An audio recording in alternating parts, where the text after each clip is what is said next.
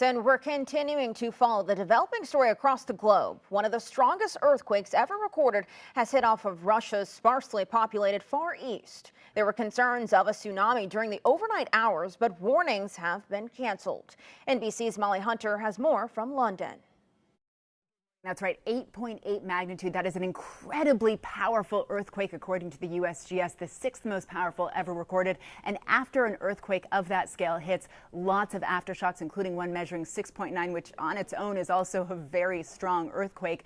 The Kamchatka Peninsula is in Russia's Far East. It is pretty remote, pretty sparsely populated. And so the big picture, good news, no reports of deaths at this time and no reports of major damage. We do have video that we're going to show you of waves washing ashore, of flooding on those coastal areas. You see those low-lying buildings being washed away. You see trucks being hit, even doctors continuing to operate in a hospital. But it triggered tsunami warnings for millions across the Pacific. And actually, we're watching French Polynesia very closely this morning. The Marquesa Islands have said they're expecting 13-foot waves imminently.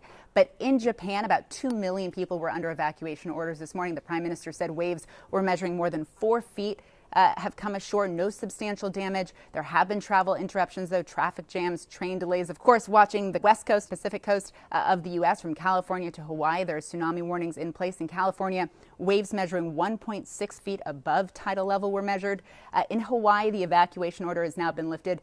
It is safe to return home, according to the governor. The Emergency Management Agency said there were no reports of major damage. And the good news in Hawaii, flights have restarted out of Honolulu. The commercial port is back up and running. But experts say really in these low-lying coastal areas across the Pacific, in the South Pacific, of course, in Hawaii, that waves can still come ashore in the next 24, 36 hours. Molly Hunter, NBC News, London.